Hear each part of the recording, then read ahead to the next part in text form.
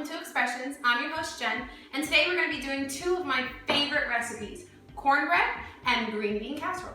Both of them are really super easy and great on Thanksgiving. Remember, I don't claim to be a chef, I'm just a mom who loves to cook. Everything I make is not super hard, but it is always delicious. So we're just going to get right into the ingredients.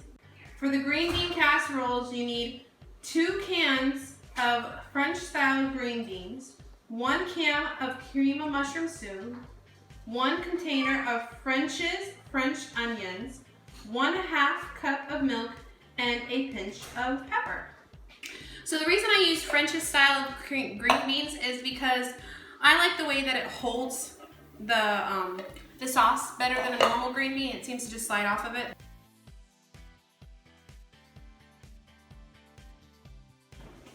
All right, so I'm gonna add a cup in.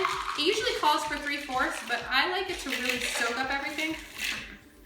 So that's about that.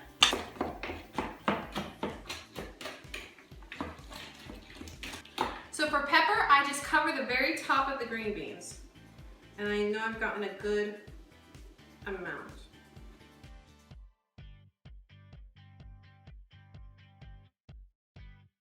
Okay, so bowl's all cleaned out. We got this one all done and made.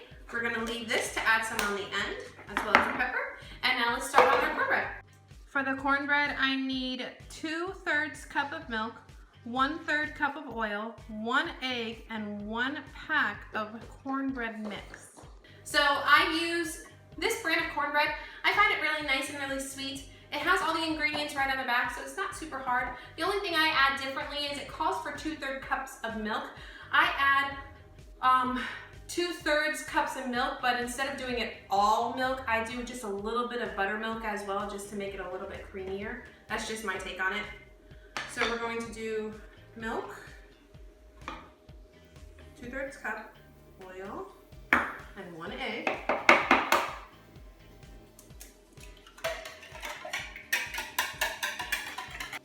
Okay, so I add in a little bit of honey too.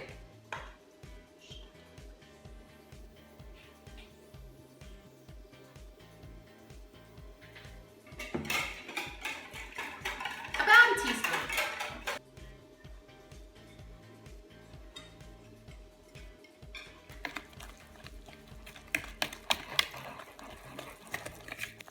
See how thick it is?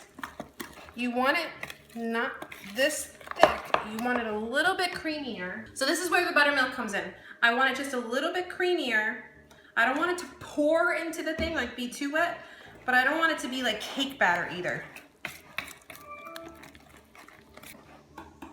Okay, and that's good to go too. All right, and we're gonna put everything in the pans and then we're gonna stick them in the oven. So I preheated the cast iron inside the oven. As I was heating up the oven, I heat up the cast iron.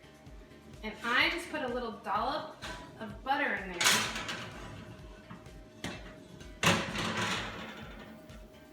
Get it all nice and gooey.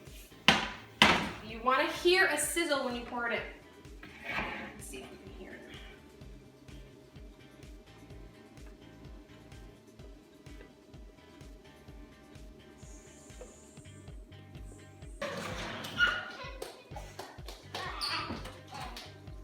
All right, and the green bean casserole goes in as well.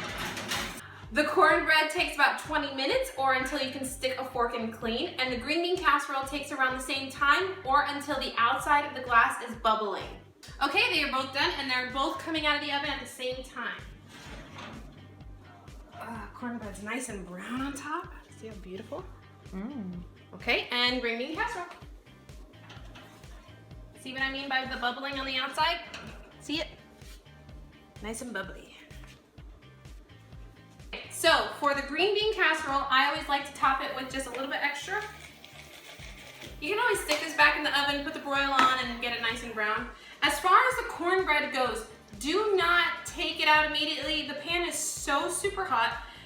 Just let it cool down for about 10 or so minutes until you can actually grab it like comfortably, and then you just flip it over and flip it right back onto a plate. Okay, so I'm gonna add a little bit of extra honey onto it. You don't have to add a lot because it's already super sweet. If you were doing normal cornbread, this would be really, really great too.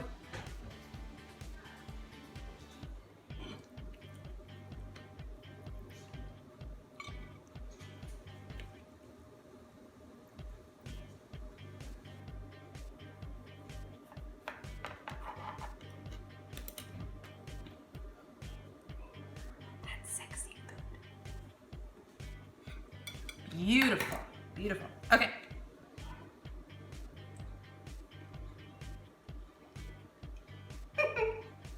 That was really good. Cornbread is so good. It's absolutely perfect. I love cornbread. And the green bean casserole is always good this way. I've made it 100 times, and 100 times I will always love green bean casserole. Please try these recipes. They're absolutely phenomenal. And honestly, I couldn't imagine a Thanksgiving dinner without them because they're just a staple in our house. While I finish eating this up, we're gonna go to Sasha, who's gonna give us some makeup tips for the fall season. All right, and we'll be right back.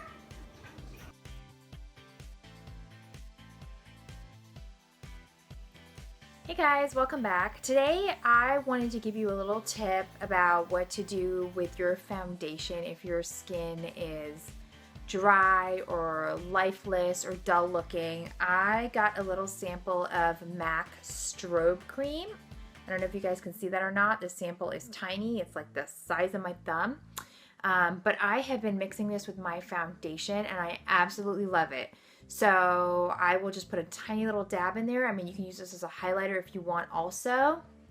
But I put a little dab in my foundation and then I mix it in. I put it all over my face and I find that it really helps to illuminate my face. It brightens my face. I feel like I just look vibrant and alive, and I absolutely love it. And when this runs out, I'm definitely going to buy a new one. So for those of you out there that feel like your foundation's kind of looking lackluster and you just don't have that luminous glowing skin, then go ahead and find an illuminator. Personally, I like the MAC Strobe. Becca has an illuminating product also like this, so find one that you like and mix it in with your foundation and put it all over your face, and I promise you will love it. I feel like it even tends to minimize my pores a little bit, and I want to say it's because of the reflective qualities that are in a strobe highlighter cream like that. So hopefully you guys will try it, you'll like it, and good luck. And back to Jen with her green bean casserole. Talk to you guys soon. Bye. Thank you guys so much for joining today. I had so much fun making my 2 favorite recipes.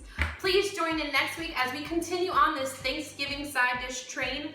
We're just gonna have a lot of fun for the next couple weeks making recipes until Thanksgiving, and then we were gonna start our baking section, which is all little baking cookies and pies and everything for Christmas. So have a very blessed day and bon appetito. Ciao. Oh my god. Can you keep that actually?